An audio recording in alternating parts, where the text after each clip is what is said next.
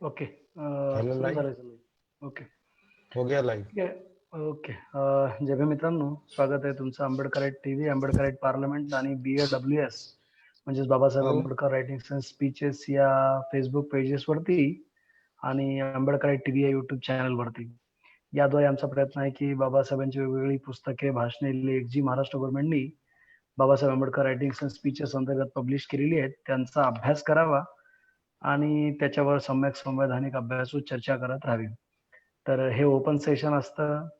ज्याला कोणाला सहभागी व्हायचं असेल त्यांनी तसा संपर्क केला तर त्यांना या झूम मीटिंगची लिंक देता येईल.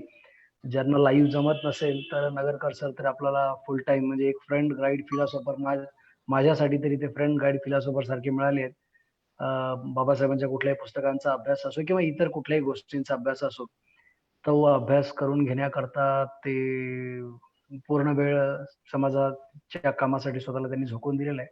तर तसा तुम्हाला त्यांच्या वेळेचा सदुपयोग, त्यांच्या ज्ञानाचा वापर तुमच्यासाठी करून घ्यायचा असेल तर तसाही तुम्ही संपर्क करू शकता आणि विदाऊट लाईव्ह झूम मीटिंगद्वारे वेगवेगळ्या गोष्टींचा अभ्यास करता येईल आपल्याला.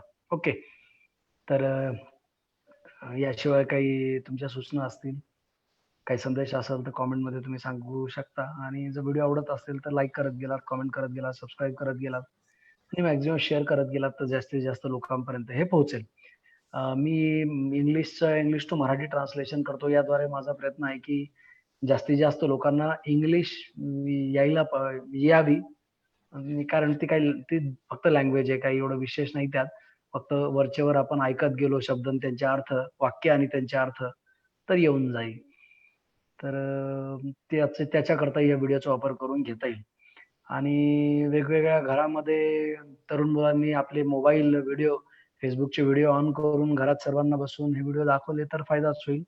आमचं काही चुकत असेल किंवा काही सूचना असतील, काही सुधारणा असतील त्याकरताही व्हिडिओमध्ये जर कोणी येऊ शकलं किंवा झूम मीटिंग मध्ये येऊन तसं त्यांचं मत किंवा त्यांचे विचार मांडू शकतील. ओके, तर आपण काल याचा अभ्यास करत करत आलो होतो.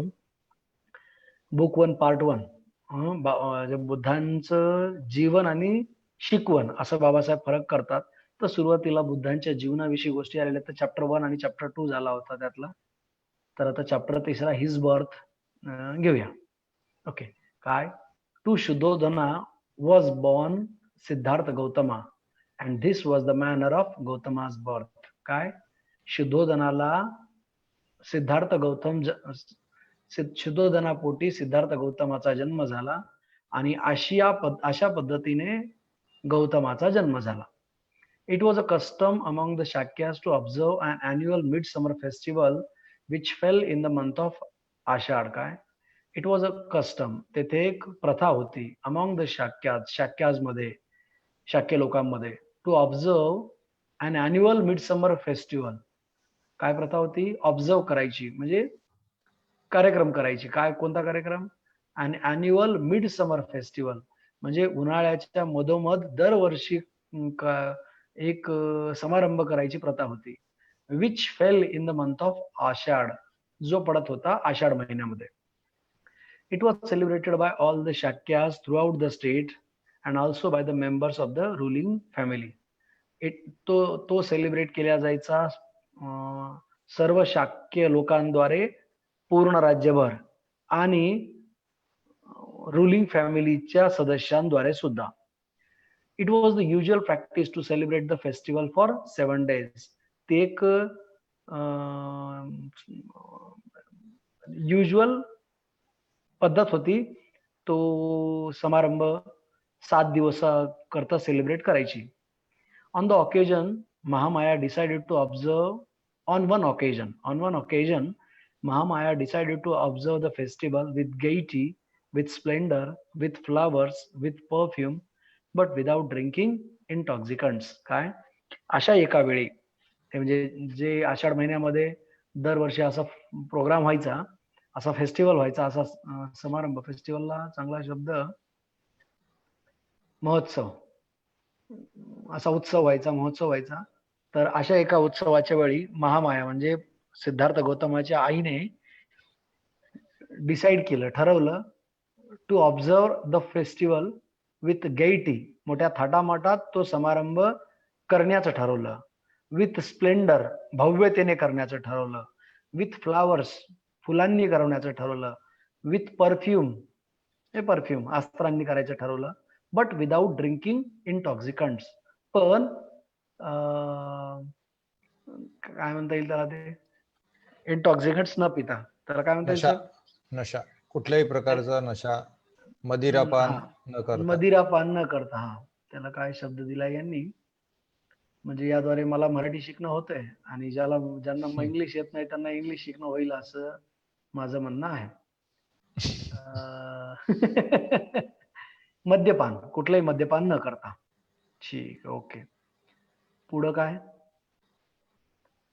On the 7th day she rose early, 7व्या दिवशी, म्हणजे 7 दिवस फंक्शन करायचं असते ना, तर या फंक्शनच्या 7व्या दिवशी ती लवकर उठली.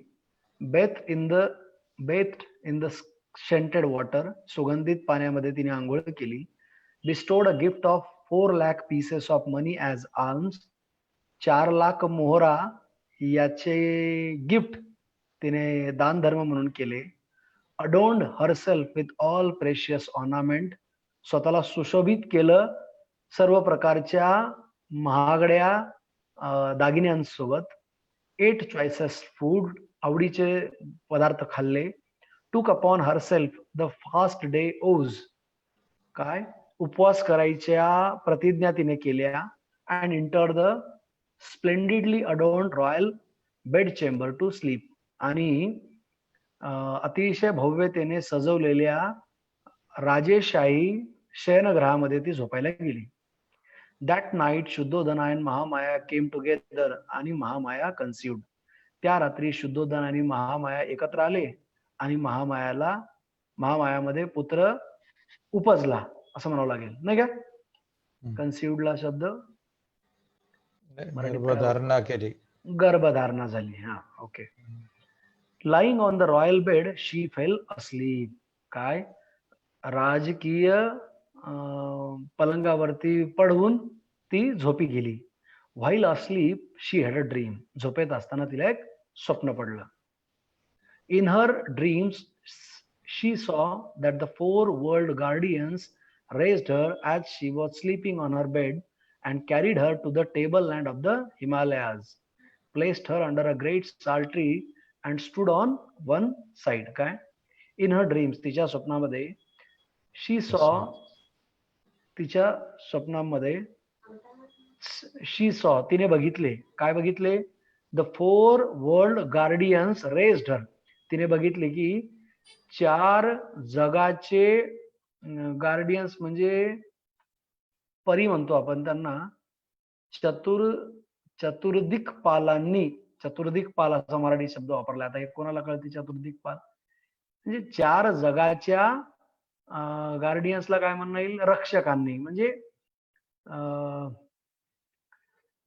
काय म्हणता येईल त्यांना, असं गार्डियनला शब्द काय वापरता येईल? रक्षण करते. 4 जगांचं रक्षण करणाऱ्यांनी, काय स्वप्नामध्ये तिनं बघितलं की हे 4 जगांचं रक्षण करणाऱ्या देवतांनी, बऱ्यापैकी असं, म्हणजे त्या काळच्या शब्दात, तसं देवता शब्द नाही इथं, गार्डियन म्हणजे एंजल्स टाईप असं असेल ते. तिने काय बघितलं की ह्या 4 जगाच्या रक्षणकर्त्यांनी तिला उचललं. As she was sleeping on her bed, म्हणजे ती झोपली, जशी ती बेडवर झोपली होती तर तिला तिथून उचललं. अँड कॅरीड हर, आणि तिला घेऊन गेले to the table land of the Himalayas, हिमालयाच्या सपाट भागावरती. Placed her under a great sal tree, आणि तिला ठेवलं एका भव्य साल ट्रीच्या खाली. And stood on one side, आणि एका बाजूला उभे राहिले. म्हणजे ते 4 देशाचे राज्यपाल असं म्हणता येईल. 4 देशाचे गार्डियन्स, राज्यपाल बाजूला उभे राहिले. The wives of the 4 world guardians then approached, मग त्यानंतर त्या 4 जगाच्या राज्यपाल लांच्या बायका तिकडे आल्या अँड टूक हर टू द लेक मानसरोवर, आणि तिला मानसरोवर तलावाकडे घेऊन गेल्या. दे बेथ्ड हर, त्यांनी तिला अंघोळ घातली. Robed her in a dress, एका कपड्यामध्ये तिला सुशोभित केलं, म्हणजे चांगले कपडे घातले. अनॉइंटेड हर विथ परफ्युम्स, परफ्युमने सुशोभित केलं. एक मिनिट, अनॉइंटेडला शब्द काय म्हणता येईल तिला? सजविले, सजविले. अनॉइंटेड हर विथ परफ्युम्सने तिला सजविले किंवा सुगंधित केले. And decked her with flowers, आणि फुलांनी सजविले. इन अ मॅनर, अशा पद्धतीनं fit to meet some divinity, म्हणजे एक दैवी तिने भासावी. एका दैवी व्यक्तीला जसं सजवल्या जातं तसं सजवलं. फिट टू मीट, दैवी व्यक्तीला सजवण्याची गोष्ट पूर्ण व्हावी तसं तिला असं केलं. Okay, next. Then a Bodhisatta by name Sumedha appeared before her, आणि मग एक बोधिसत्वा, सुमेधा नावाचा बोधिसत्वा तिच्या समोर अवतरला म्हणता येईल किंवा उपस्थित झाला, अपियर्ड. आणि मग तो काय म्हणतो? I have decided to take my last and final birth on this earth. Will you consent to be my mother? काय की मी ठरवलं आहे की माझा शेवटचा जन्म या पृथ्वीवरचा तुझ्या पोटी घ्यावा. तू माझी आई होण्याची संमती देशील का? मग शी सेड, मग ती म्हणाली. काय? शी सेड, ती म्हणाली. शी सेड, हा, ती म्हणाली. काय म्हणाली? येस, विथ ग्रेट प्लेजर, नक्कीच, अतिशय आनंदाने. ऍट धिस मोमेंट महामाया अवोक, अशा यावेळी महामाया जागी झाली. म्हणजे स्वप्नामध्ये तिला घेऊन गेलं होतं मानसरोवरती 4 जगाच्या द्वारपालांनी किंवा राज्यकर्त्यांनी किंवा राज्यपालांनी, आणि मग त्यांच्या बायका आल्या, त्यांनी तिला सजवलं, आणि मग बोधिसत्व उपस्थित झाला किंवा अवतरला सुमेधा नावाचा, आणि त्याने असं म्हणलं की मी या पृथ्वीवरचा शेवटचा जन्म तुझ्या पोटी घेणार आहे, तू माझी आई म्हणून संमती देशील का? मग महामाया म्हणतात की हो, एकदम आनंदाने. आणि अशा वेळी महामाया झोपेतून उठतात. Next morning Mahamaya told her dream to Shuddhodana, म्हणजे पुढच्या सकाळी महामायाने तिचे स्वप्न शुद्धोधनाला सांगितलं. Not knowing how to interpret the dream, Shuddhodana summoned 8 Brahmins who were most famous in divination. काय? नॉट नोईंग म्हणजे माहित नसताना, how to interpret the dream, हे स्वप्न, या स्वप्नाचा अर्थ कसा लावावा हे माहित नसल्यामुळे, नॉट नोईंग हे माहित नसल्यामुळे शुद्धोधनाने समन केलं, शुद्धोधनाने बोलवणं केलं. कोणाला बोलवणं केलं? 8 ब्राह्मिन्सला, 8 ब्राह्मणांना. हु वेर, जे होते, मोस्ट फेमस, अतिशय नावाजलेले, इन डिव्हिनेशन मध्ये अतिशय नावाजलेले. आता डिव्हिनेशनला शब्द यांनी काय वापरलाय? स्वप्नविद्येत पारंगत असलेले. डिव्हिनेशन म्हणजे स्वप्नविद्या असा शब्द मराठी ट्रान्सलेशन करणाऱ्यांनी दिलेला आहे. ओके, पुढं काय?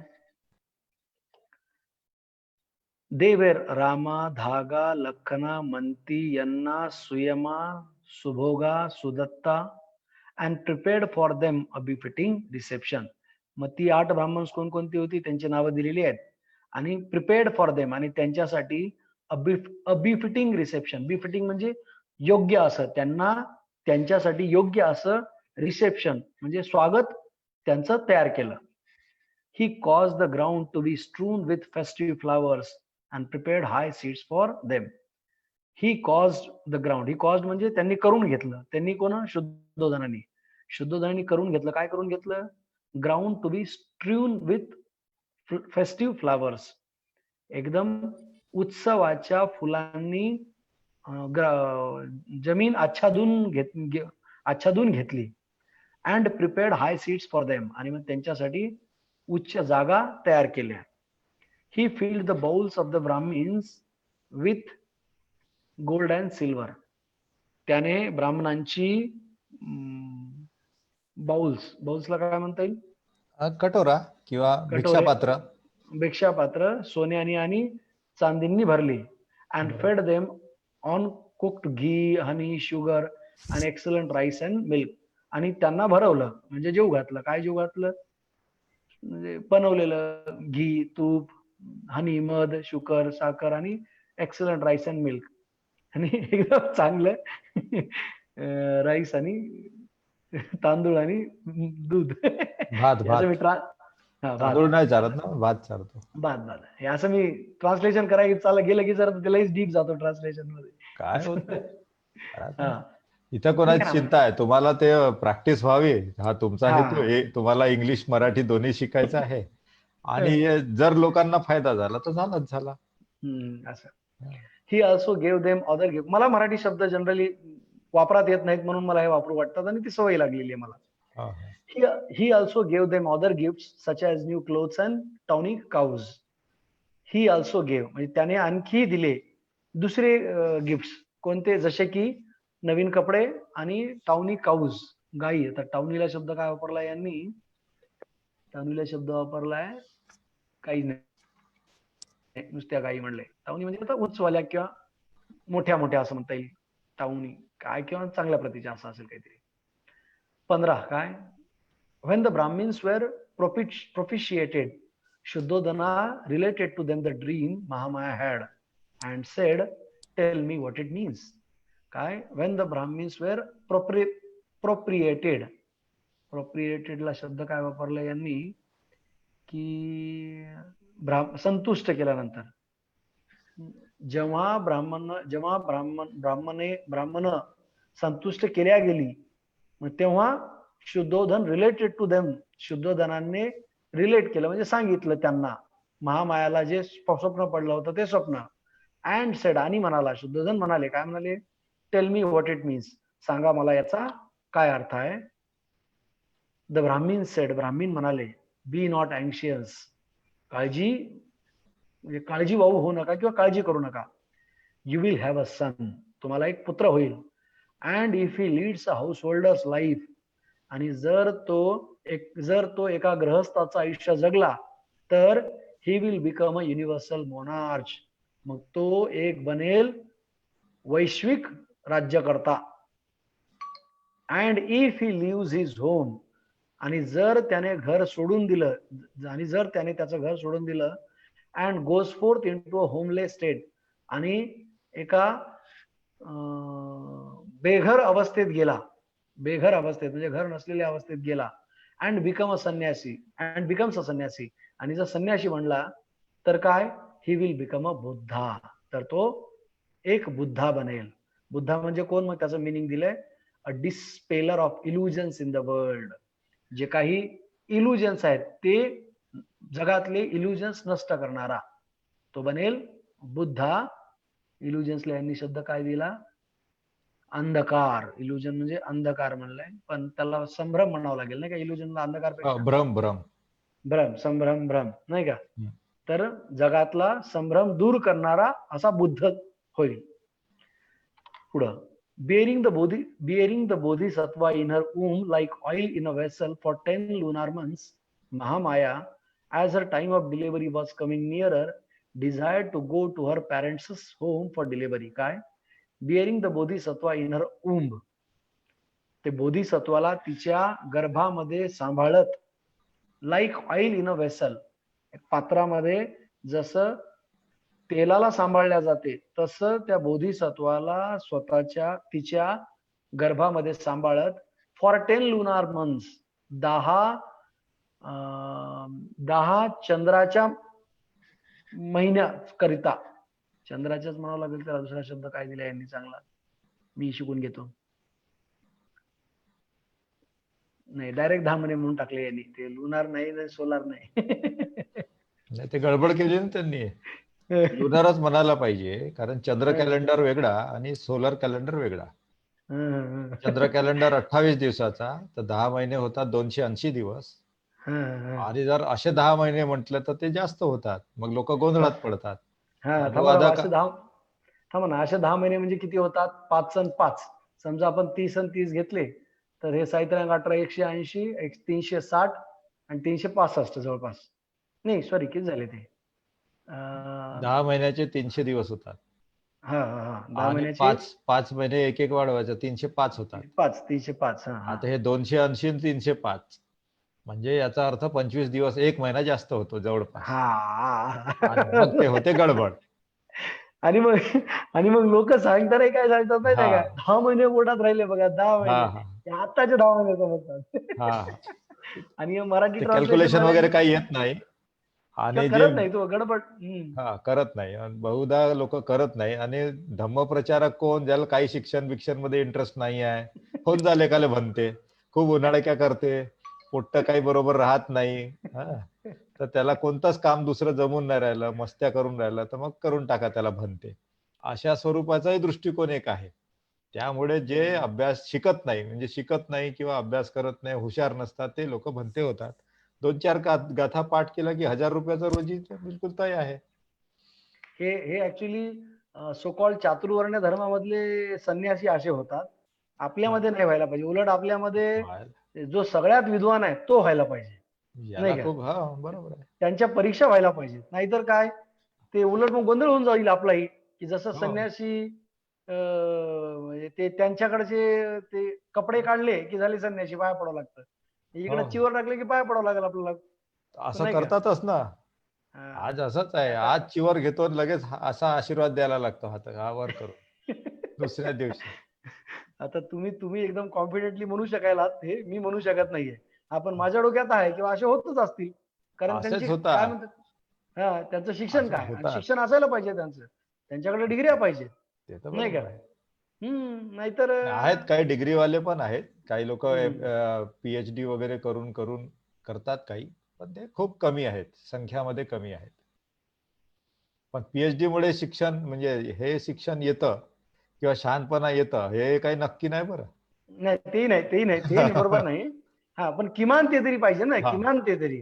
हा हा, हा. त्यानंतर आणि त्यातही बिकुई झालं तरी आपल्या आपल्या धर्मामध्ये तरी ती श्रद्धा भावना नसायला पाहिजे ना, की जाऊन त्यांच्या मी पायाच पडतो. हं? बरोबर आहे. मग ते इक्वालिटी पाहिजे. बाबासाहेब म्हणतात की friend, guide and philosopher. Guide and फिलॉसॉफरचा अर्थ कळाला नाही, ते नाही झालाच चालते, किमान तो फ्रेंड तरी व्हायला पाहिजे ना, की एवढं मोकळेपणे जसं मित्राला आपण बोलतो तसं मित्राला बोलणं व्हायला पाहिजे. मी बरोबर जसं आहे. मित्राला बोलतो तसं मित्रासारखं बोलणं व्हायला पाहिजे. नाहीतर बाबासाहेब चिवर. स्वतः आपल्या पाया लागू देत नव्हते कोणाला. हा हा हा. कारण लोकांना इथे व्यक्तिपूजा ची बिमारी होते. आणि लोक मग एकदाचे व्यक्तिपूजेला लागले तर मग त्यांना असं वाटते की असंच महापुरुषच जन्माला येतात, तेच आमचं कल्याण करू शकतात, आम्ही तेवढं काहीच करू शकत नाही, अशी हम्म, धारणा होते. त्याच्यामुळे ही धारणा खूपच घातकी आहे की आम्ही देखील हम्म, काही करू शकतो, ही ही भावना नष्ट होते. आणि फक्त असाच हम्म, महापुरुष यावा लागतो, त्याची भक्तिभाव आपण करून तोच तारू शकतो, आम्ही काहीच करू शकत नाही. आणि यामुळे हम्म, बाबासाहेब ते व्यक्तिपूजेला नकार देत होते. हम्म. आणि त्याच्याशिवाय सुद्धा सर, तर हे हे हे पाया पडणं हे डॉमिनेशनचं कल्चर झालं, बरोबर आहे. की तुम्ही माझ्या खाली राहायचं, बरोबरीला नाही. मग हे समता कुठं आली याच्यात? बरोबर हं? आहे. म्हणजे मीही आता माझ्या घरी हे करताना मलाही ते लहानपणापासून, म्हणजे आपल्या डोक्यावर काही ना काहीतरी बाबासाहेबांचे विचारांचे येतात, समता समता, डिग्निटी. आपण हम्म. नुसतं ओबिडियन्सच्या नावाखाली भक्त आणि गुलाम नाही येऊ शकत ना. नक्की. हं? हा, तर मग ते डिग्निटीच्या नावाखाली मग मी म्हणजे मीच सुरू केलं होतं, पाया नाही पडलो, पाया पाया पडायची होती, चला हात पडू आपण. आणि हम्म. आणखी गळा भेट करायची आणि गालाला किस करायची सवय आली नाही आपल्याकडं, तर मग हात नाही. पडू, लयच लय पाया पडायचं ना. हा हा. हा. सेकंड एक चालू शकतो, मग सेकंड करता करता हात पडू शकतो आपण, पाया कशाला पडायचं? पाया पडणं म्हणजे ते भक्तपणाच तयार करणं आहे आणि गुलाम होणं आहे. आणि हम्म. पायात काय आहे? पायामध्ये कसं आहे का ज्ञान? डोकं पडा वाटल्यास, त्याचं नाही का, डोक्याला डोकं लावा. डोक्याला डोकं लावा, म्हणजे त्याचं जगात ज्ञान. जगात जितके काही अभिवादनाचे प्रकार आहेत, जो अंग माणसाचा राहतो तोच अंग दुसऱ्यांचा राहतो. म्हणजे ओके. लोक, मोमेडियन लोक गळे मिळतात है ना, काही इंग्रज लोक हाताला हात मिळवतात है ना? तर मग काही लोक असे फक्त गालाला गाल मिळवतात, म्हणजे काही कल्चरमध्ये तसं आहे. पण आपल्याकडे जर असं आहे तर मग नमस्कार करायला हरकत कुठे होती? बरोबर. हा, काय म्हणजे हरकत नाही. एकदम जसं जेस्चर तुमचं तसंच जेस्चर आमचं. पण हे तर खूपच झालं ना, पाय आणि डोकं अगदी विरुद्ध. हे असं कुठेच नाही, जगात कुठेच नाही बरं, फक्त इंडियामध्येच तेवढं फक्त दिसते. इंडिया आहे, म्हणजे हा, आमचं उलटे डोकं धंदे. तुमच्या पायाच्या बरोबर. हा, उलटे हा, धंदे. उलटे हा, धंदे. आणि हे बाबासाहेबांचे विचार मांडणारे, बुद्धांचे विचार मांडणारे, समतेचे, सन्मानाचे, सामर्थ्याचे विचार मांडणारे लोक असंच करणार. हं? आणि याला याला याला याला हे आदर मानणार. कमालच झाली की ही तर, नाही का? त्यातल्या त्यात माणसासारखा सरळ माणूस त्याला कुत्र्यासारखा असा गुडघ्यावर करतात. म्हणजे आणि मग ते करून मग त्यांनी पाया लागणे, पंचांग प्रणाम, अष्टांग, हा काय हा ते हा मला सर्वांग मला प्रणाम, बरोबर ते तर अतिच झालं खूपच. बरोबर मलाही नाही आवडत. बरं झालं म्हणजे तुम्ही सांगताय. आता आता बघा काय होतं. आणि मीही आता आता कदाचित आपले जे मित्र आले होते त्यांना हे आवडणार नाही. आणि म्हणजे म्हणजे असं दिसतं की बहुधा त्यांच्या विचाराचे बरेच सारे लोक आहेत. मला तर हो वाटायचं हो. असे विचाराचे नसतीलच, पण आता तशाच विचाराचे दिसायला लागले. मीच शॉक झालो की हे हम्म. सरळ सरळ म्हणजे आता माझ्यासारख्या माणसाला सरळ दिसतंय की अरे हे म्हणजे ते ब्राह्मणीकरण वाटायला लागले किंवा बरोबर. अंधभक्तपणा वाटायला लागलाय. अगदी बरोबर. ते सनातनी पण वाटायला लागले आणि उगाच काहीतरी म्हणजे हो, ते त्याच्यातून काही सन्मान. फायदा नाही, काही नाही, काही नाही. हा उगाच. आणि सन्मान उगाच आणि ते हा, सन्मानजनकही वाटत नाहीये. नाही वाटत. हं? मग तुम्ही ते का करायला होतात? मग त्याला तुम्ही धम्म म्हणत असाल तर मग माझ्यासारखी माणसं काय करणार? आता मी तरी बोलतोय माझ्यामध्ये तेवढं करायचं आहे म्हणून, पण हम्म. मला लोक माहित आहेत की ते बोलतच नाहीत आणि ह्या गोष्टीपासून दूर निघून जातात. म्हणजे बरोबर आहे. जो धम्म आपल्याला सांगायचा आहे त्या धम्मापासून लोक आधीच दूर निघून जायला लागलेत. मग आता कसा धम्म प्रचार करणार आहे ते? बरोबर कसं आहे. भारत बौद्धमय करणार आहेत? कसं जग बौद्धमय करणार आहेत? नाही का? बरं, पुन्हा समोरच्या माणसाला विचारलं की असं का करावं लागते, त्याच्याकडे काही उत्तर नाही बरं. असं म्हणजे हा. गुडघ्यावर राहूनच का नमस्कार का करावं लागतं किंवा पंचांग प्रणाम का करावं लागतं, याचं उत्तर त्याच्याकडे काहीच नाही. फक्त आता हम्म. परंपरेच्या नावाने तोही खपवून घेतो आणि हेही खपवून घेतात. एवढं नाही काय नाही परंपरा जपायची आहे तर माहित नाही. ज्या नाही नाही ते कसं केशरी रंग बघितला म्हणजे ते रिलिजियस माणूस दिसला पुढं मग कुठल्याही भावनेत की आपल्या देशामध्ये ती कमजोरी येऊनच जाते. आता मी स्वतःला बराच स्ट्रॉंग समजतो, पण आता माझ्या घरी भिक्खू आले तर आता लोक म्हणजे आता पाय पडतात तर मला ते बोर व्हायचं. मग मी पडायचोच नाही, बाबा तुमचं तुम्हाला चालू द्या. मग झालंच की आता माझा माणूस म्हणजे त्या कामासाठी आता ज्याला त्यालाच धम्म म्हणजे जी लोक त्याच गोष्टीला धम्म समजतात, भिक्खूंचा आदर करणं, भिक्खूंना तसं वाकून नमस्कार करणं. मी भिक्खूंना आदर कसा देईल किंवा तो एक व्यक्ती आहे, आपणही व्यक्ती आहे. तो बाबासाहेबांच्या विचाराचा आहे, मी बाबासाहेबांच्या विचाराचा आहे. तो बुद्धांच्या विचाराचा आहे, मी बुद्धांच्या विचाराचा आहे. तो बुद्धिवादी आहे म्हणजे ते बुद्धिवादी आहेत, मी बुद्धिवादी आहे. ते समतावादी आहेत, मी समतावादी आहेत. तर समतावादी सन्मानवादी विचारानं वागायचं, नाही का? बरोबर. तर हे नको ते आणि ते परत तुम्ही म्हणल्यासारखं ते कसरती वाटायला लागतात. हं? हा, कवायती तेव्हाच करायच्या आहेत का, म्हणजे भिक्षू दिसला म्हणजेच कवायती करायच्या असं कसं? आता कवायतीच्या कोणीतरी वेळेस आपण कवायती केल्याच असतील ना. सकाळी करतो, जे जे काही ते व्यायाम करत नाहीत, करतो ते करत करतो. नाहीत कोणी. मग आता कोणी असा आरोप देऊ शकतं बरं का की लोक करत नाहीत म्हणून हे व्यायाम आहे असं काही. आणि मला तर वाटतं हे ऐकून आता काही लोक भडकतील की असं कसं म्हणायला हा, लागले आता तुम्ही. भडकू द्या ना मग. आता आम्हाला आमचाही विचार स्वतंत्र आहे ना, आम्ही जे म्हणायचो एक्झॅक्ट. म्हणू हा ते म्हणू. त्यांना कोणाला हा वाटतं की विरोध करावा वाटतं किंवा चांगलं उत्तर आमच्याकडे, त्यांनी यावं आमच्या सोबतीला चर्चा करायला झूम मीटिंगवर.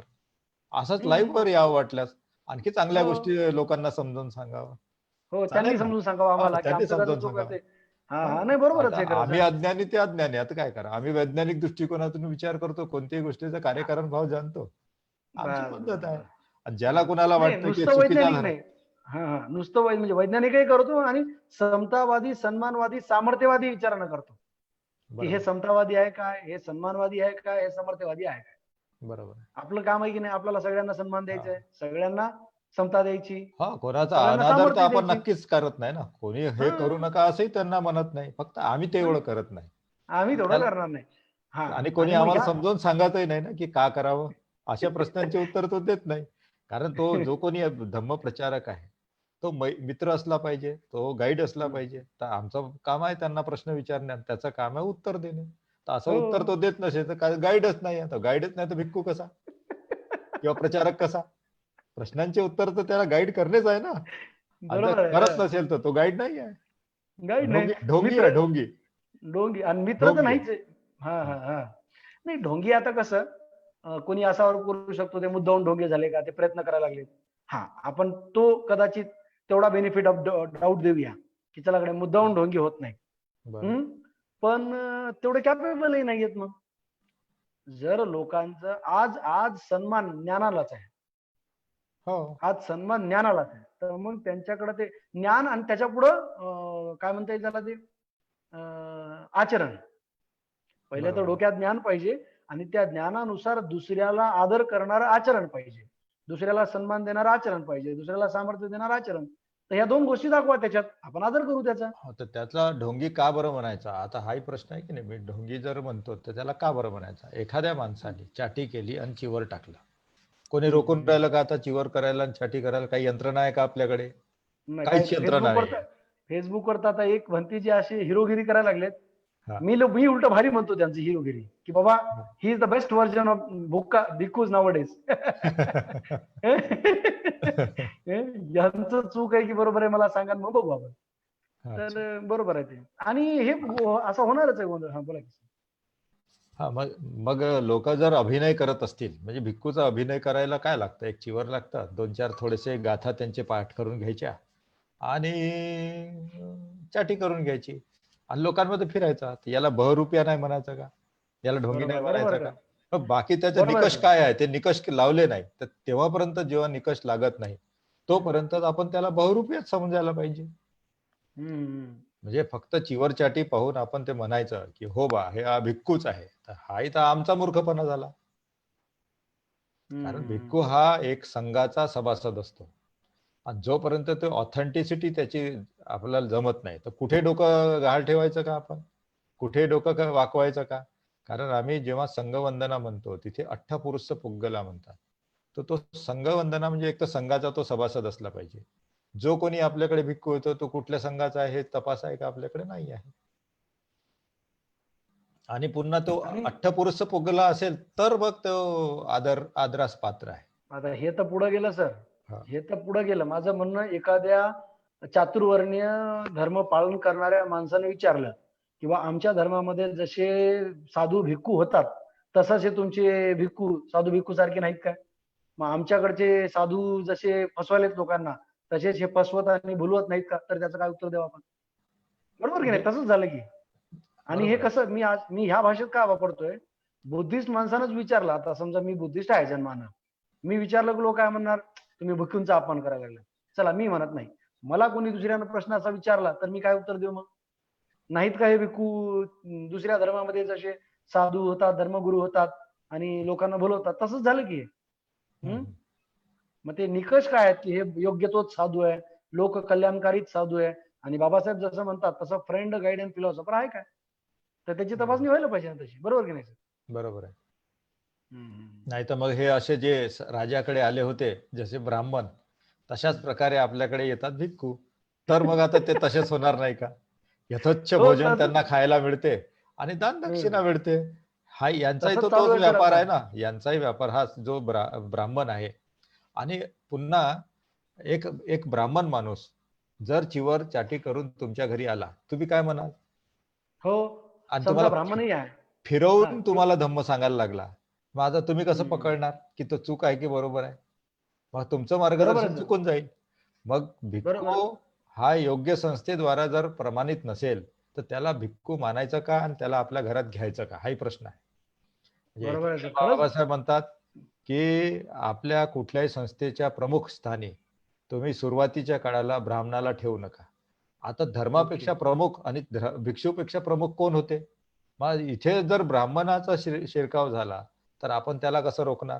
आणि मग तो जे तत्व आहे जशास तसे मांडण्याच्या ऐवजी ते कुचकामी करून मांडत असेल तर आपण कसं रोखणार? तो बरोबर आहे सर. चमत्कृत म्हणजे दृष्ट्या काही उपायच नाही आमच्याकडे. उपायच नाही. म्हणजे कोणीही समजा चिवर घातलं, हा. मुंडन केलं आणि चिवर घातलं, काय सांगता येते कुठलं आहे काय नाही? हा. त्याचं आणि मग बॅकग्राऊंड त्या काय काय? धम्माचा रासाचं 3 कारणापैकी एक कारण असं आहे की धम्माची जे तत्व आहे ते निकृष्ट दर्जाचे असतात. आता बौद्ध धम्माचे जे तत्व आहे ते उत्कृष्ट दर्जाचे आहेत. पण एक ब्राह्मण माणूस त्याला फेरून निकृष्ट करून सांगत असेल तर धम्माचा रासाचं कारण होणार नाही का? मग आता बरोबर आहे. त्याच्यामध्ये त्याच्याकडनं जर उपदेश बुद्धांच्या घ्यायचा की नाही आयुष्याविषयी, घ्यायचा? बुद्धांच्या आयुष्याविषयी जर चमत्कारिक गोष्टी सांगू लागला एखादा व्यक्ती, हा.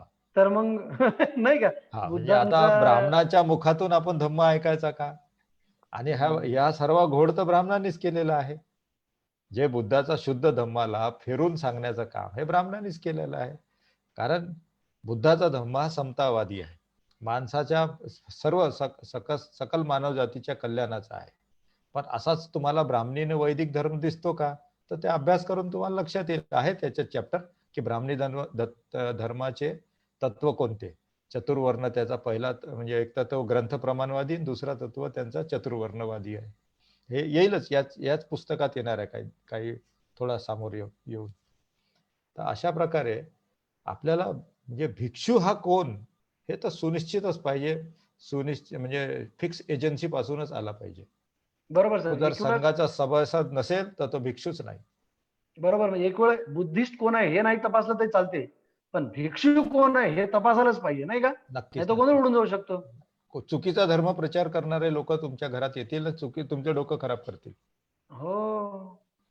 तर त्यामुळे आता आणि भिक्खू, आणि म्हणून बाबासाहेबांनी भिक्खूद्वारे धर्मप्रचाराची योजनाच्या ऐवजी पर्याय दिला तो उपासकांनी धम्माचा प्रचार करणे. म्हणजे त्यासाठी त्यांनी एक संस्था योजली, बुद्धिस्ट सोसायटी ऑफ इंडिया. मग त्याच्यामध्ये ले प्रिचर्स म्हणजे लेमॅन प्रिचर म्हणजे जो साधारण उपासक असतो याला ट्रेनिंग द्यायचं सेमिनरीमध्ये, तुलनात्मक अध्ययन इतर धर्मांचे करून, आणि मग त्यांच्यापैकी प्रचारक. जर असं केलं नाही ना तर जे परंपरागत भिक्षू आहेत ज्यांना ट्रेनिंग नसते, म्हणजे आता बुद्धाच्या काळात ट्रेनिंग होती पण आता कुठे ट्रेनिंग सेंटर त्यांचं नाही आहे. अनट्रेंड माणूस येईल तर तो अंधश्रद्धा सांगते, मग तुम्हाला 32 लक्षणं सांगेल, मग हा चमत्कारी ह्या गोष्टीचा उत्तर देऊ शकणार नाही तो, कारण तो विज्ञानामध्ये तो पारंगत नाही आहे, विज्ञानाचा अभ्यास त्याला नाही आहे, त्या दृष्टीने ती मांडणी करत नाही. आणि त्यामुळे मग तो पुनर्जन्माच्या भाकडकथा सांगणार आहे, मागच्या जन्माचा बोधिसत्व सांगणार आहे, ह्या जन्माचा तो सिद्धार्थ गौतम सांगणार आहे. या सर्व गोष्टीवर तो विश्वास करून सांगणार आहे की हे, आणि हे पुस्तकात लिहिलं आहे म्हणणार आहे बाबासाहेबांच्या. पण याला नाकारता का? तोच आपल्याला उलट प्रश्न विचारते, तुम्हाला बाबासाहेब नाकारायचा आहे का? तुम्ही बाबासाहेब मान्य करत नाही का? मग असं आम्ही तुमच्याशी असं आम्ही खपवून घेणार नाही. बाबासाहेबांच्या पुस्तकाचा तुम्ही विरोध करत असाल तर आम्ही हे खपवून घेणार नाही. इमोशनल दृष्टिकोन लोकांना ब्लॅकमेल. देतो आणि बुद्धिवादी त्यांना बनवत नाही. त्यामुळे धर्मप्रचार कोणाकडनं करून घ्यायचा आता हे भिक्षूने ठरवायचं नाही, उपासकाने ठरवायचं आहे. ते कोणाकडून स्वीकारायचं, कोणती एजन्सी आहे ज्याच्याकडून स्वीकारायचा. कारण जो ब्राह्मणाची म्हणजे भिक्खूची एजन्सी जी आहे त्याच्यात ब्राह्मणांचा शिरकाव झाल्यामुळे आम्ही डायरेक्ट भिक्खूच्या एजन्सी पासून धम्म स्वीकारू शकत नाही, हे बाबासाहेबांच्या लक्षात आलं. आणि म्हणून त्यांनी पर्यायी व्यवस्था आपल्याला 56च्या भाषणात अगदी शेवटचा जो पॅरा आहे तिथे बाबासाहेब सांगतात की बुद्धाच्या काळात बुद्धांनी त्या काल सापेक्ष यंत्रणा निर्माण केली धम्म प्रचाराची. आता आपल्याला नवीन यंत्रणा तयार करायची आहे आणि ते उपासकाची असेल. नवयुवकांना आव्हान करतात की तुम्ही आपल्याला आता नवीन यंत्रणा तयार करायची आहे धम्म प्रचाराची, आणि त्याच्यासाठी मग बाबासाहेब आर्थिक दान वगैरे च्या गोष्टी पण सांगतात. तर असा स्वरूपाच आहे. आता हा चॅप्टर जो आपल्याला दिसतो याच्यामुळे बुद्धाचं जे सिद्धार्थ गौतमाचा जो जन्म आहे अगदी चमत्कृत, अगदी दैवी, अगदी पुनर्जन्माला घेऊन, म्हणजे ज्या ज्या गोष्टी म्हणजे बुद्धिझमने नाकारल्या आहे त्या सर्व गोष्टी या चॅप्टरमध्ये टाकलेल्या आहे. आता याच्यामुळे काय होतं की अशा जे जे दृष्टिकोन वाले लोक आहेत, जे अंधश्रद्धाळू लोक आहेत, लोकांना अंधश्रद्धेच्या नावाने लुबाडणारे लोक आहेत, यांचं फावते. पण हे का टाकलं असेल बाबासाहेबांनी? बाबासाहेबांना कळत होतं हे अवैज्ञानिक आणि असं होत नाही. अच्छा, पुन्हा या गोष्टींचं म्हणजे मी मागच्या जन्मात बोधिसत्व होतो आणि या जन्मात मी सिद्धार्थ झालो, सिद्धार्थाचा जन्म घेतला आणि नंतर मी बुद्ध झालो, असं कुठेही सिद्धार्थ गौतम जेव्हा बुद्ध झाले त्यांनी कधीच याचा स्वीकार केला नाही आणि या सर्व गोष्टीचा कधी दुजोरा दिला नाही. पुन्हा त्यांनी स्वतः बुद्ध होऊनही कोणाचं भाकीत करू शकले नाही की हा पुढच्या जन्मात हा होणार आहे आणि पुढचा जन्म आहे हेही सांगू शकले नाही. ते माझ्या मेल्यानंतर आणखी माझा नवीन जन्म आहे किंवा माझा नाही तर साधारण माणसाचा, म्हणजे बुद्ध झाल्यावर तर पुनर्जन्म होतो का याचं समर्थन त्यांनी केलं नाही, मेल्यानंतरचा कोणता जन्माचं समर्थन केलं नाही, किंवा साधारण माणूस जो बुद्ध झाला नाही या जन्मात तर तो मेल्यानंतरही त्याचा पुनर्जन्म होतो याचंही समर्थन बुद्धांनी केलं नाही. मग ह्या ज्या गोष्टी आल्या आहेत याच्यामुळे मग भिक्षू लोक याचा फायदा घेतात आणि मग ह्या सर्व गोष्टी ते लोकांना सांगतात आणि अशा प्रकारे लोकांचा एकदाचा दृष्टिकोन अवैज्ञानिक झाला तर त्याच्या आधारावर मग बाकीच्या गोष्टी आणखी गुंफत जातात. ते बरोबर म्हणजे सर. हे हे असा व्हायरस आहे. म्हणजे चमत्कार एक व्हायरस आहे, ईश्वर एक व्हायरस आहे, आणि आत्मा, मागचा जन्म, पुढचा जन्म, पुनर्जन्म, हे सर्व व्हायरस सारखे काम करतात.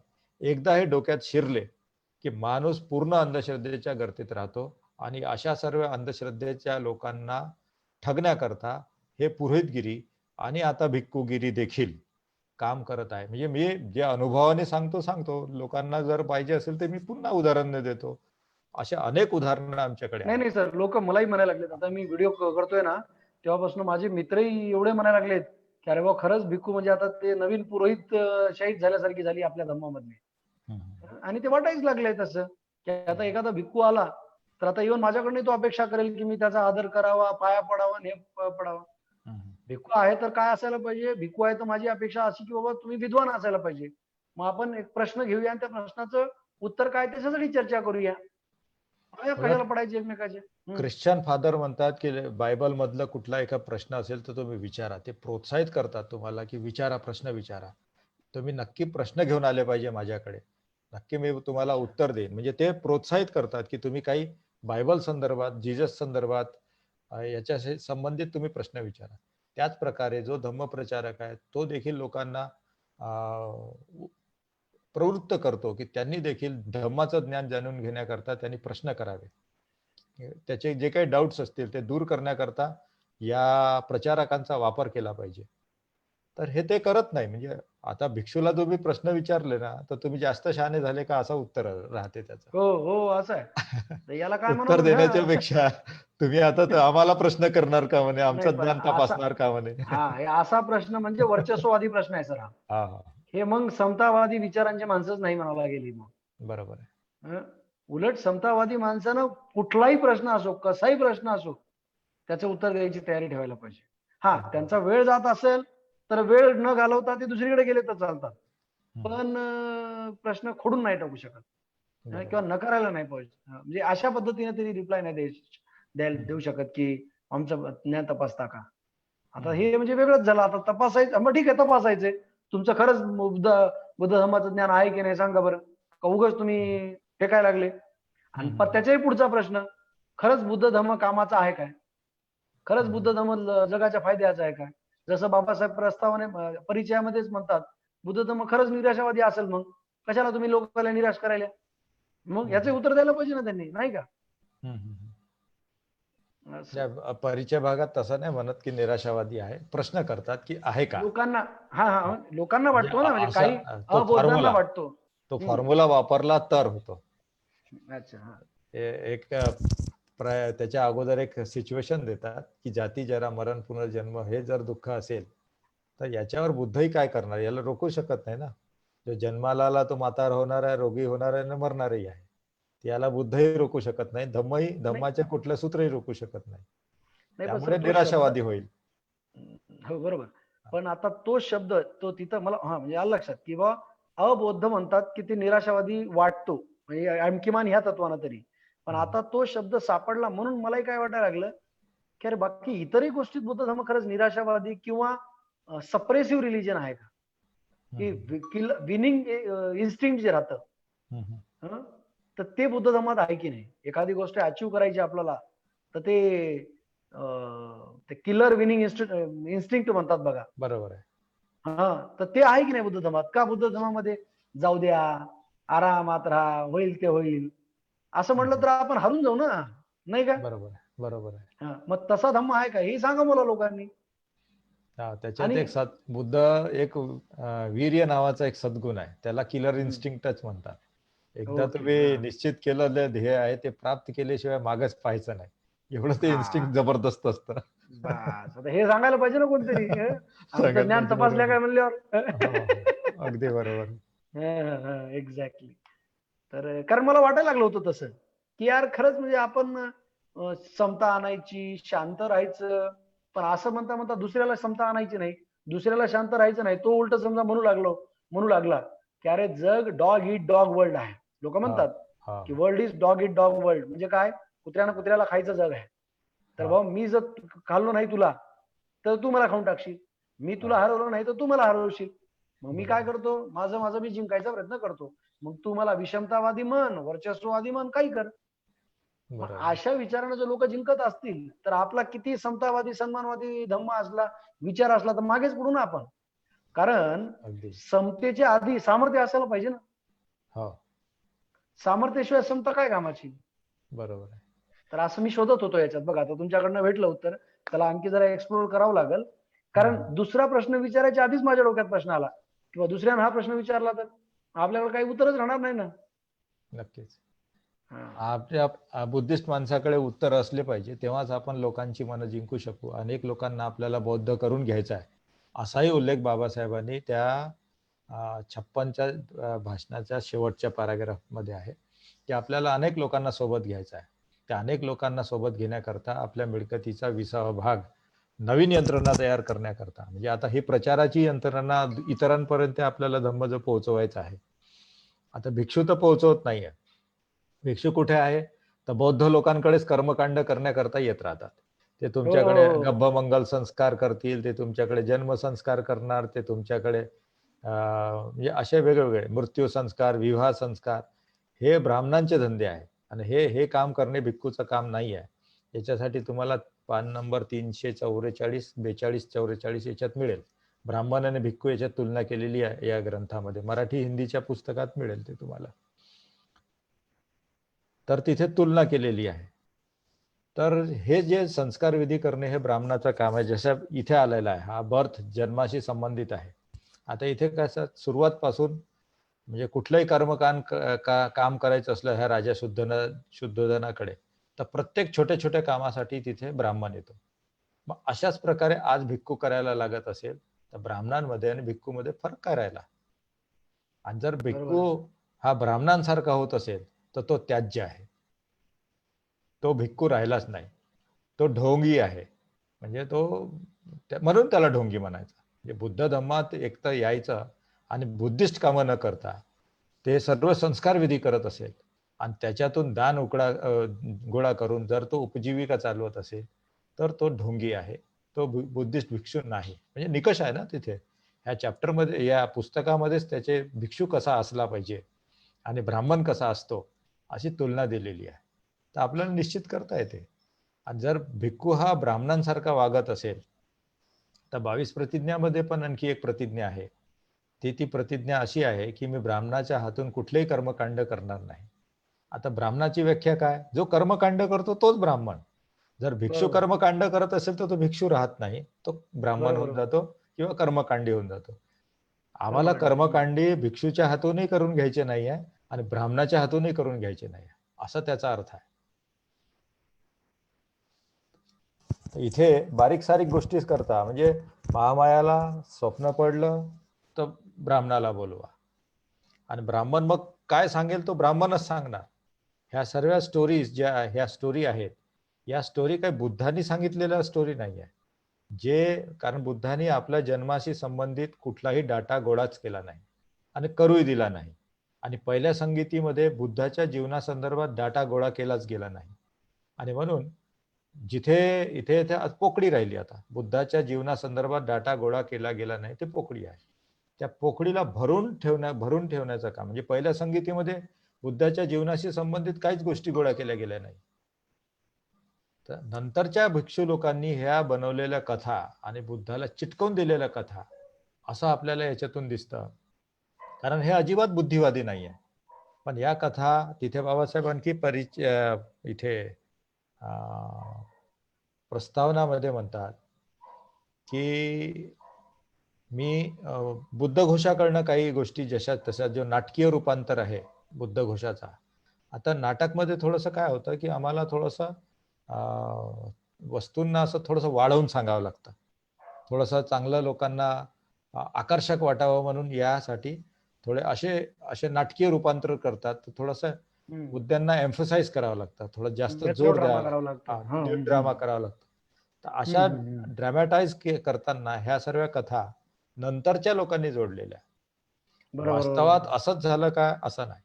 वास्तवात काय झालं आहे की शुद्धोधन एक राजा आहे, त्याचं लग्न महामायाशी झालं, त्या महामायाला पुत्र झाला आणि तो पुत्र सिद्धार्थ त्याचं नाव ठेवलं आणि हे सर्व चॅप्टर तुम्ही काढले तर तो एक राजाचा पुत्र आहे. साधारण जसा नैसर्गिक सर्वे होतात तसेच तो 32 गुणांनी पूर्ण आहे वगैरे, या सर्व ब्राह्मणाच्या कथा आहे. या कथा तुम्ही सर्व कटशॉट एडिट करून टाका तर तो एक नैसर्गिक, जसा तुम्ही आम्ही तसा एक तो साधारण बालक आहे. आणि त्यांनी आपल्या प्रयत्नांनी बुद्धिपूर्वक समोर विचिंतन मनन करून त्यांनी एक नवा धम्म शोधून काढला जो मानवाच्या कल्याणाचा आहे. मानव दुःख काय, त्याचा कल्याण कसं होईल हे सर्व शोधून काढून त्यांनी तो आपल्याला तो धम्म दिलेला आहे. एवढं ते नैसर्गिक असलं पाहिजे होतं, अगदी साधारण असायला पाहिजे होतं. पराप्राकृतिक त्याच्यात काहीच नाही. आणि पुनर्जन्माच्या कुठल्याही कथा बुद्धांनी स्वीकारल्या नाही. ह्या सर्व नंतरच्या ब्राह्मणांनी घुसडवलेल्या आहे. एकदा माणूस यशस्वी झाला की त्या यशस्वी माणसाच्या संबंधित कथा गुंफायच्या आणि लोकांमध्ये प्रचार करायचा आणि बुद्धाला अबनॉर्मल सांगायचं. म्हणजे बुद्धाला अवतार करू पाहतात लोक. म्हणजे ज्या प्रकारे आम्ही विष्णूचा 9वा अवतार वगैरे ब्राह्मणांनी खोडसार प्रचार केला, तसाच हा अनेक प्रकारे हा खोडसार प्रचार आहे. याच्यातल्या तारखा बरोबर असल्या किंवा वैशाख पौर्णिमा वगैरे नाव दिलं, वैशाख महिना दिला, हे तेवढंच बरोबर असलं. तसं पाहिलं तर बुद्ध पौर्णिमा, बुद्ध जयंती केव्हा येते? वैशाख महिन्यातच येते वाटते, मिड समर मध्येच येते. हो हो हो, मे मध्ये येते. तसा पाहिला तर जर कन्सिव्ह ह्या वैशाख महिन्यामध्ये करत आहे तर ते 12 महिन्याचा पिलू आहे. ते म्हणजे आज हो सर्वसाधारण म्हणजे जे 30 दिवसाचं 280चा राहते तर ते 12 महिन्याचं कसं? म्हणजे आज हे कन्सिव्ह करते आणि 12 महिन्यानंतर मग त्याचा बर्थडे येत आहे, म्हणजे 12 महिन्याचा पिलू झालं ते. तर हे अति म्हणजे अतिरंजित करण्याच्या भानगडीत या लोकांनी ज्या मायन्यूट गोष्टी आहेत, त्या वैज्ञानिक गोष्टी आहेत, जे सर्वकष लोकांना समजतं, अशा गोष्टी त्यांनी टाळल्या. तर जर आपण असं शोधलं तर हे अतिशोक्ती वाटते की हा माणूस 10 महिने पोटात राहिला, हा माणूस त्याबद्दल भाकीत केले लोकांनी आणि तो बुद्धच होणार किंवा चक्रवर्ती सम्राटच होणार, अशा प्रकारचे भाकीत आहे. हे या सर्व गोष्टीला बुद्धिझम मध्ये अजिबात स्थान नाही. कुठल्याही प्रकारचं माणसाचं भाकीत करता येत नाही. म्हणजे आता असं एवढं भाकीत करता येते की आज तुमचं चांगलं आहे तर उद्या तुमचं थोडं चांगलं राहू शकते, पण उद्याची गॅरंटी नाही. एका श्वासाच्या नंतरही आपली गॅरंटी नाही.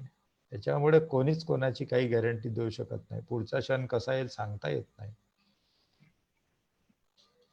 पण जे विज्ञानवाद आहे त्याची कास आपल्याला सोडता येत नाही आणि ते कास बाबासाहेबांनी देखील परिचय भागमध्ये आणि उपोद्घातमध्ये या दोन्ही ठिकाणी आपल्याला सांगितलेली आहे. ते आपणही सोडायला नाही पाहिजे. आणि चिकित्सक, रॅशनलिझम, बुद्धिवादी ही प्रक्रिया अवलंब करूनच बुद्ध धम्माचा आपण अभ्यास केला गेला पाहिजे. मग हे तुम्हाला हे आता प्रश्न तुम्हाला हा पडला पाहिजे की अशा स्टोरीज बाबासाहेबांना माहित होत्या की चुकीच्या नंतरच्या ब्राह्मणांच्या आहे, तर हे टाकल्या का? टाकल्या यासाठी कारण शुद्धोधन काही असले तरी ते काय आहे, एक ब्राह्मणी धर्माला मानणारे लोक आहेत. ते स्वतः क्षत्रिय आहेत, ते स्वतः वर्णवादी आहेत, है ना, ते युद्ध करणारे आहेत, ते शेतकरी आहेत. या सर्व बारीक बारीक गोष्टी का तुम्हाला त्या काळाची ऐतिहासिक परिस्थिती लक्षात यावी. तो काळ कसा होता, तो ब्राह्मणांनी वेढलेला काळ होता. म्हणजे ब्राह्मणांनी आपलं इल्युजन, अंधकार लोकांमध्ये पसरवलेलं होतं. अंधश्रद्धा नि तो भरभटलेला काळ होता. अशा प्रकारची तुम्हाला प्रचिती यावी किंवा हे बॅकग्राऊंड तुम्हाला समजा. हा देखील ब्राह्मणा म्हणजे एवढा बलाढ्य राजा असून, एवढे मोठे मोठे राजा असून त्या राज्यामध्ये पूर्ण राज्यभर हे असं उत्सव व्हायचा आणि याच्यात ब्राह्मणांची भूमिका प्रमुख असायची. आणि हा ब्राह्मणवाद्यांनी वेढलेला हा राज्य होता. इथे ब्राह्मण, क्षत्रिय, वैश्य, शूद्र अशा प्रकार होता. काही लोक खूप श्रीमंत होती आणि मग जिथे खूप श्रीमंत लोक खूप आहेत तर श्रीमंती हे आपोआप येत नसते. कोणाला तरी गरीब करावं लागतं तर माझ्याकडे श्रीमंती येऊ शकते. म्हणजे हा राजा जर खूप श्रीमंत होता म्हणजे त्याच्या राज्यामध्ये खूप गरीब लोक देखील होते. ते ऑटोमॅटिक आहे. म्हणजे भारत देश खूप रईस देश आहे. पण भारतातले लोक फार गरीब आहेत. म्हणजे मुठभर लोकच खूप रईस आहेत.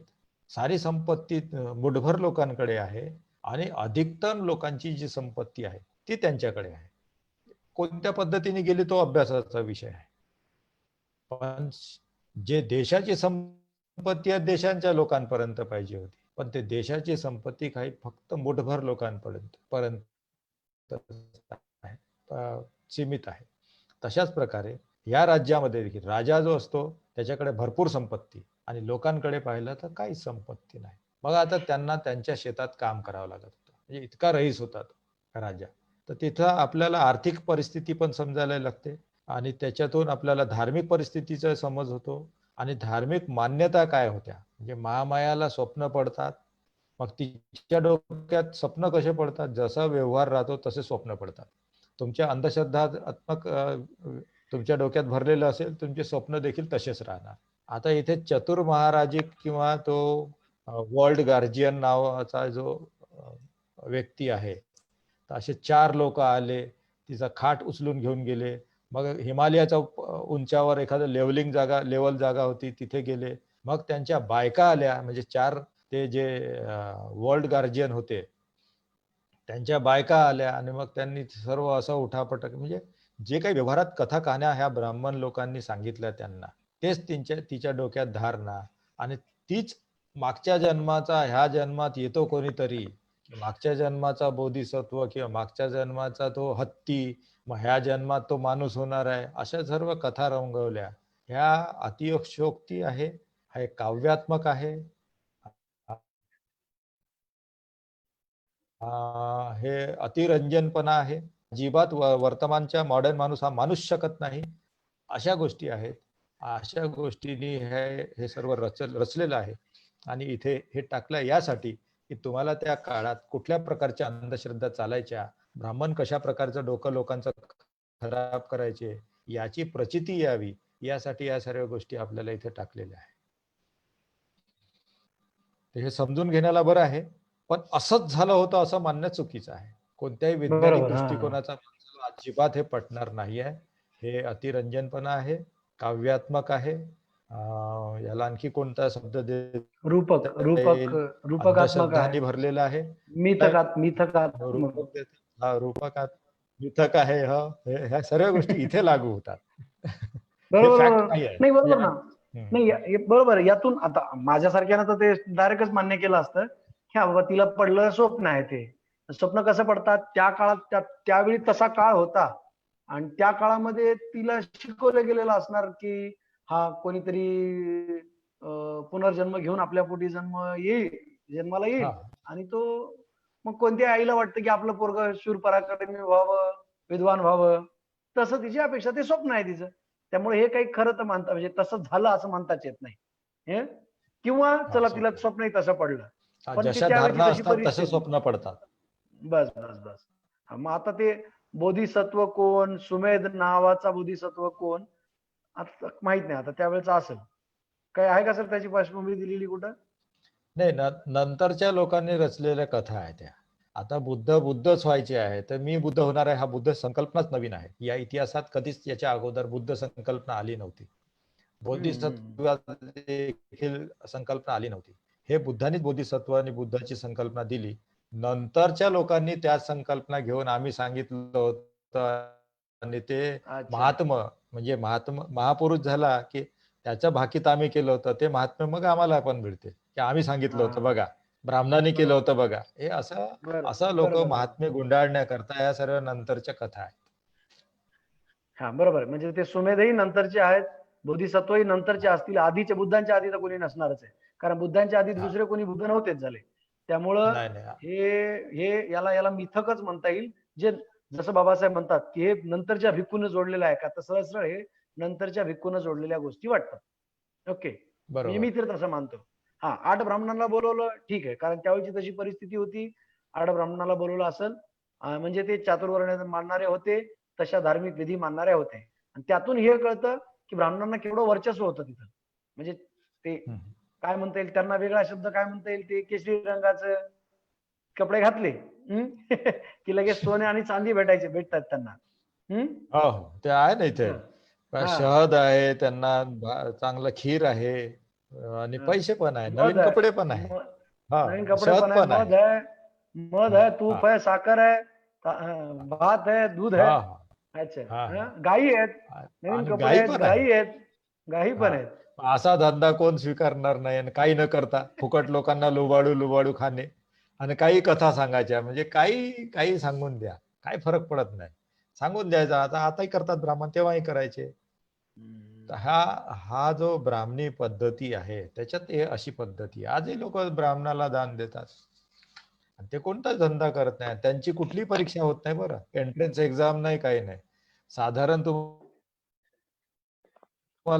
क्लर्क व्हायचं असेल ना, क्लर्क एकदम निकृष्ट दर्जाचं काम, सांग काम या, त्याला इंटरव्ह्यू म्हणजे परीक्षा द्यावी लागते. पण आता ब्राह्मण व्हायला आणि तुम्हाला हे पुरोहितगिरी करायला कुठलीही एंट्रन्स एक्झाम नाही, म्हणजे बुद्धिवाद नाहीच आणि तिथे असं आहे. बरोबर, बरोबर, राईट. तर हा, हे तर मग नंतरच्या भिकूंनी दिलेली जोड आहे, आणि या कल्पित कथा एवढं कळून घ्यायचं. हा. ओके, म्हणजे यातल्या काही त्यावेळीची परिस्थिती तशी होती म्हणून आहे. बऱ्याच वेळेला गोंधळ कसा होता बघा, लहान असताना मला काय वाटलं, म्हणजे मी लहान असताना हे पुस्तक वाचलं तेव्हा, अरे यार बाबासाहेब तर म्हणजे आपण एवढ्या आता ते नॅचरली आपल्याकडे ते रॅशनॅलिटी, बाबासाहेब जसं म्हणतात तसं ते प्लॉजिबिलिटी, हा appealing to reason, appealing to science येणाऱ्या गोष्टी असाव्यात. हा पण हे वाचताना असं कसं बाबासाहेबांनी स्टोरी लिहिली, म्हणजे तेव्हा वाटायचं की बाबासाहेबांनीच शोध लावला आणि बाबासाहेबांनीच स्टोरी लिहिली. पण आता म्हणजे कळून घ्यायला पाहिजे लोकांना, की बाबासाहेबांनी हे दुसऱ्याच्या पुस्तकातलं जसंच्या तसं दिलं, आणि त्यातून काही आपल्याला त्यावेळच्या गोष्टी कळाव्यात म्हणून ते मुद्दामून हे बरोबर, दिलेलं आहे. अगदी बरोबर, हा, अगदी बरोबर. कळालं का? ते हा काही चुकून त्यांच्याकडून येऊन गेलं नाही, की त्यांना वेळ नव्हता, चला मी जसं तसं कॉपी करून पेस्ट करतो, नाही, की हे गरजेचं आहे, हे माहित असायला पाहिजे लोकांना, म्हणून ते टाकलेलं आहे. हा आणि आधुनिक माणूस जो विज्ञानाने पछाडलेला आहे, विचाराने पछाडलेला आहे, तो आपोआप यातलं प्लॉजिबल कोणतं आहे, रिझनला पटणारा कोणता आहे, विज्ञानाला पटणारा कोणता आहे, तो बाजूला काढतो. ते तसं बाजूला आपल्याला काढता यायला पाहिजे, असं मलाही वाटतं. आणि आता मला वाटतं की हे बरोबरच लिहिले, आणि आता आपण पुस्तकाच्या बाहेर काही जात नाही. म्हणजे आता काही लोक याच्यात म्हणू शकतात, आता त्यांना मी येडपट म्हणेल, कळालं, म्हणजे आधी मी म्हणत नव्हतो, पण येडपट म्हणेल, की मला ऍक्च्युली असे लोक आहेत काय असं वाटत होतं, पण आता काही लोक आहेत कसं, म्हणजे ते वाक्यच, ते विशेषणच दुनियाचे वापरतात. तुम्ही काय बाबासाहेबांच्या चुका काढायला लागलाय का? अरे हे चुका नाहीतच, उलट बाबासाहेबांना कशा करता हे दिले ते शोधून काढतोय आपण, नाही का? अगदी म्हणजे अगदी. चूक म्हणजे तेच चूक समजायला लागले, कळलं का? तर ठीक आहे, म्हणजे हे कळालं. ओके. आणि परत घोळ काय झालाय सर, म्हणजे पक्का घोळ. इंग्लिश न वाचता जे मराठी हिंदी वाचतात ते तर गणलेच. कसे गणले सांगतो बघा. ते गणलं. हा, कसे गणले, आता इथं आ- 10 लुनार मंथ आलंय, आता की ते बुद्ध लुनर मंथ पोटामध्ये वापरलं तिकडे म्हणतात. हो. डायरेक्ट डायरेक्ट महिने 9 महिने 10 महिने डायरेक्ट. 10 मी महिने. ऐकलं, मी 2-3 महिने लोकांच्या तोंडून ऐकलं की बुद्ध 10 महिने पोटात होते. आता 10 महिने कसं राहू शकेल, नाही का? हा, तर मग बाबा ते त्याच्यावरच 10 वाटतं ना महिन्याचे की एक्स्ट्रा ऑर्डिनरी आहे म्हणून व्यक्ती, एक्स्ट्रॉर्डनरी, आणि मग त्याचा एक्स्ट्रॉर्डनरी हा व्यक्ती. हा, हा किंवा साधारण नॉर्मल माणूस नाही 9 आहे, महिने. एक्स्ट्राऑर्डिनरी. हा हा, हा एक्स्ट्रॉर्डनरी किंवा अबनॉर्मल किंवा एक्स्ट्रॉर्डनरी. सामान्य नाही. हा, तर मित्रांनो, हे एक्स्ट्राऑर्डिनरी. सामान्यच आहे. मी सांगतो तुम्हाला कॅल्क्युलेशन करून. इथं दिले 10 लुनार मंथ, म्हणजे 10 हा चंद्राचे महिने. मग चंद्राचे महिने हा, म्हणजे 28 दिवसाचा महिना असतो. असे 9 काढले 280 दिवस. जसे 10 महिने, तर असे 280 दिवस होतात. आणि आपले 9 महिने हा, काढले, 280 दिवस होते. हा, आपले 9 महिने काढले तर 9 त्रिक 27 270, आणि 5 एक्स्ट्रा 275, म्हणजे जनरली हा, म्हणजे 275 जवळपास दिवसात. तेवढेच होतात. हा, म्हणजे जनरली जवळपास आपल्या तेवढेच 9, होतात. हा, सोलार महिन्याच्या 9 महिन्याने 275 दिवस होतात, आणि लुनार महिन्याच्या 10 महिन्याने 280 दिवस होतात. लईच लई 5 अगदी दिवसाचा फरक बरोबर. आहे मागा पुढं. ओके. हा. त्याच्यामुळे हे 10 महिने आता करून 30 दिवसाचा फरक करू मेडिकल नये. मेडिकल वाले 40 हप्ते म्हणतात, आणि 40 हप्ते 40 म्हणजे हप्ते ते म्हणजे 7 चोक 28, ते 280 280. हा, एक्झॅक्ट. 280 परफेक्ट, होतात परफेक्ट, एक्झॅक्टली. परफेक्ट. परफेक्ट. आणि मला ही प्रश्न विचारायचा होता सर, म्हणजे आता याच्यावर मला अभ्यास करावा लागेल लोकांना आणखी उत्तर द्यायला, की 9 महिन्याच्या नंतर म्हणजे 280, आता दिवसात मोजायला पाहिजे आपण, 280 हो, दिवसाच्या जास्त जर गर्भात गर्भात राहत असेल, तर त्याचा काहीतरी प्रेग्नंट बाईला त्रासही होत असेल ना? आता हे मेडिकल वाले सांगतील आपल्याला. हा हा थोडाफार इकडे तिकडे होतं, कमी होतं आणि जास्तही होऊ शकतं, हम्म, पण ते किती हम्म, जास्त होऊ शकतं आणि त्याचा काय परिणाम होतो हम्म. ते सांगू शकतात डॉक्टर लोक. हा हा. पण आता त्याचा एकंदरीत इथे अभ्यास. तर दिसतं की 10 महिने म्हणजे हा नॉर्मल आहे. अगदी Proper म्हणजे 10 280 महिने दिवस. म्हणजे 280 दिवस परफेक्ट. आणि आज मेडिकल डॉक्टर वाल्यांना लोक कोणालाही विचारा, ते बरोबर बरोबर सांगतात की 40 आठवडे. बस कोणी 280 दिवस डॉक्टर असेल तर एक्झॅक्टली. त्याने कमेंट करून टाकावं आपल्याकडे की हे आमचं चुकत आहे का? हा का आमचं बरोबर आहे सांगावं, हा राईट. हा आमचं बरोबर आहे ते हा तरी सांगा. हा लोकांनी क्या कमेंट नक्कीच केलं पाहिजे. हा की आमच्या कॅल्क्युलेशननी आज जन्म 280च्या दिवसाच्या आजूबाजूला होतो आणि बुद्धांचाही जन्म म्हणजे सिद्धार्थ गौतमाचा जन्मही 280 दिवसाच्याच आजूबाजूला झालेला आहे. तो काही 310 दिवसाच्या आजूबाजूला झालेला नाही, 280च झालेला आहे. ओके, कारण तिथं लुनार शब्द लिहिलेला आहे इंग्लिश मध्ये, मराठीवाल्याने लिहिलं नाही. मराठीवाल्यानं येड्यात काढलं लोकांना. म्हणजे आपणही येडे झालो असतो ना नुसतं मराठी वाचलं हो असतं तर. हो आणि ते याच्यामुळे तर तर मी आहे. याच्यामुळे तर मी ना किमान बाबासाहेबांची पुस्तकं तरी त्यांची पुस्तकं भाषणं ज्या भाषेत लिहिलेत ते भाषण द्या, ते त्या भाषेत द्या, बरोबर त्याच भाषेत भाषा द्या. बघू. हा हा नाहीतर कारण बाकीच्यांना क्रेडिबिलिटीच नाहीत आणि एवढ्या अशा गंभीर चुका करत असतील आणि हो त्यामुळे लोकांच्या मनात काय व्हायला लागलं, 10 महिने पोटात राहिले सिद्धार्थ गौतम म्हणजे किती महान माणूस, म्हणजे काय सामान्य माणूस आहे का तो. झालं इथं सुरुवात इथूनच गेली, बुद्ध इथूनच देव झाले. हा इथूनच झाले. हा, मग आता बाबासाहेब त्या 22 प्रतिज्ञेत किती लिहो की बुद्ध हे विष्णूचा अवतार होते, हा खोटा आणि खोडसाळ प्रचार आहे असं मी मानतो, ते गेलं. ते गेलं. म्हणजे ते डायरेक्ट शब्द मान्य करायचे नाही, पण इनडायरेक्टली ते मान्यच करायचं असं होऊन जातं ना ते. हा असं आहे. हे हा तर हे अतिशय चांगलं, हे असं चर्चेद्वारे अभ्यास व्हायला पाहिजे बघा. म्हणजे मी माझी एकदा म्हणजे सांगत असतो की हे माझा प्रयत्न म्हणजे आमचा प्रयत्न कशा करताय की एकतर लोकांना पुस्तकं अवेलेबल होत नाहीत, अवेलेबल झाली तर इंग्लिश समजत नाही, समजली तर त्यातले काही कॉन्सेप्ट कळत नाहीत, कळाले तरी जिकडे लक्ष द्यायचं असतं तिकडे लक्ष जात नाही. आता मला जरी कळत असलं तरी मी इथं लक्ष दिलं नसतं एवढं. हा चला 10 लुनार नस खतम. पण असं चर्चेद्वारे अभ्यास केला तर मग ते जिथं पाहिजे तिथं लक्ष जाते. आणि मला ही मेथड फार आवडली म्हणून मी आपल्या नगरकर सरांना फ्रेंड गाईड आणि फिलॉसॉफर म्हणतो. किमान ते माझे फ्रेंड तरी झालेत. हा. आता नाही गाईड फिलॉसॉफर ते स्वतः म्हणून आमचे घेत नाहीत. आमचे फ्रेंड फिलॉसॉफर आणि गाईड बाबासाहेबच आहेत आणि ते हा हा हा मार्गदर्शक आमचे ते आहेत. आम्ही सर्व एक्झॅक्टली. विद्यार्थी आहोत. आम्ही सर्व मित्र आणि विद्यार्थी, म्हणजे सरही विद्यार्थी तसं आहोत. म्हणून हा घेतात हा की आपण विद्यार्थी मित्र आहोत, आपले गाईड आणि फिलॉसॉफर म्हणजे बाबासाहेब. बाबासाहेबच आहेत. हा एक्झॅक्टली. तर हे फार मुद्दा महत्वाचा झाला बरं का सर, 10 महिन्याचा. हो कारण हो लोकांचं पण मी रिसर्च नव्हता केला. हा ठीक आहे असं बाबा काहीतरी माहित नाही मला, आता बघू. इथं तर सरळच कळतं की अरे हा, ते नाही लुनार मंच तुम्ही आहेत. अधिकारी लोकांना मार्क भेटत असेल तर तुम्ही रिसर्च करता. याच्यातून काही मार्क नाही भेटत. बरोबर आहे, याच्यातून लोक हा पैसे भेटायला लागलेत का म्हणतात, मार्क भेटायलेत हा का. म्हणजे मार्क भेटत असतील पैसे भेटत असतील तरच आम्ही ज्ञान हा ते मग ते नॉलेज मिळवतो बरोबर आहे. म्हणतात. हा हा नाही ते मिळवत नाही म्हणतात. नाही बरोबर मी आहे. तसा नाही, मला तर ज्ञान घ्यायचं असते. आता बघा की मला कुठे याच्यातून ज्ञान म्हणजे पैसे भेटतात, पण आपल्याला नॉलेज हा पाहिजे. बाबासाहेब ते एवढी बरोबर आहे. मेहनत करून लिहिलं त्यांनी, तर ते आपल्याला हम्म. माहित पाहिजे ना पहिलं. हा अगदी. त्यातलं आज किती लागू होते नाही होते नंतर बोलू आपण. पहिलं ते हम्म. पाठ तर पाहिजे आपल्याला, जसे पाढे पाठ असतात तसं पाठ पाहिजे सर्व. असं बरोबर आहे. म्हणजे एवढी अपेक्षा माझी स्वतःकडून आहे. कदाचित ती अवाजवी अपेक्षा असेल, हम्म. पण मी ठेवतो तशी अपेक्षा की मला सगळं पाठ व्हायला पाहिजे. आणि हे सगळं पाठ झाल्याशिवाय किंवा किमान माहिती झाल्याशिवाय दुसरं काही करणं म्हणजे मूर्खपणा काय असं मला वाटतं. हम्म. आपण 10वीच पास झालो नाही, 12वीची परीक्षा कशी देणार.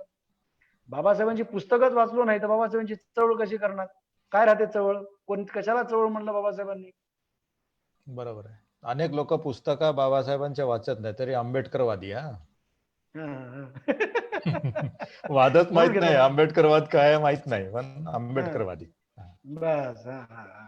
आणि उलट मी म्हणतो सर, म्हणजे मला जेवढा अनुभव आहे, आता मी जास्त असं हे करत नाही, म्हणजे काय म्हणता येईल त्याला, ते मतं मांडत नाही, पण तरी केव्हा केव्हा मांडतो. त्यापैकी एक मत, बाबासाहेबांची जर पुस्तकं नाही वाचली आपण तर हम्म. बाबासाहेबांचं फक्त नाव घेतो आपण, पण करतो बाबासाहेबांच्या विरोधातच काम. बरोबर आहे. कारण कोणती कामं करतो बाकीच्या ज्या एज्युकेशननी, आणि ते एज्युकेशन ब्राह्मणिकल अप्पर कास्टवादीच एज्युकेशन, हम्म. त्याच्याद्वारे जे ज्ञान आलंय आपण तर तेच ज्ञान इम्प्लिमेंट करायला जातो. ते बाबासाहेबांचं ज्ञान नाही. त्यातले चुका, त्यातले खाच कळगे बाबासाहेबांनी शोधून काढल्या. ते आपण खाच कळगे त्यातल्या चुका शोधतच नाही. आणि नाही मी शिकलो की मला समजते की माझ्यामध्ये हिंमत आहे, फक्त हिमतीच्या बळावरती आम्हाला बाबासाहेब आला म्हणतात लोक. नुसती हिंमत असून नाही चालत, नुसता प्रामाणिकपणा असून चालत नाही, नुसता चांगुलपणा असून चालत नाही, तेवढं तेवढं कर्तृत्व असावं लागतं, ज्ञान असावं लागतं, नाही का? बाबासाहेब काय रानडे, गांधी आणि जीना ह्यामध्ये लिहितात की नुसतं चांगुलपण असून काय नाही, चांगुलपण असला माणूस मूर्ख असला तर काय फायदा त्याचा, असं आहे बाबासाहेबांचं म्हणणं. तर माणूस नुसतं चांगुलपण असून नाही चालत, चांगुलपणाचं त्याचं विद्वत्ता असायला पाहिजे, तर तो काहीतरी समाजाच्या फायद्याला पडेल. ओके, तर हे 17वा पॉइंट घेऊया आणि आज थांबूया असं माझं म्हणणं. काय ठीक आहे की हा की आता बोधिसत्व पोटात आहे त्यांच्या आणि ती जपते जसं भांड्यातलं तेल जपतात. पण आता हे तिच्या धारणेनं आहे बरं का, हे बाबासाहेबांना पटलं हे असंच होतं म्हणून हे नाहीये इथं. हे तेव्हा हे पहिली तर सुरुवात कुठून झाली हे कोणीतरी लिहून ठेवलं. त्याने का लिहून ठेवलं, त्याला कुठेतरी लिहिलेलं सापडलं असेल.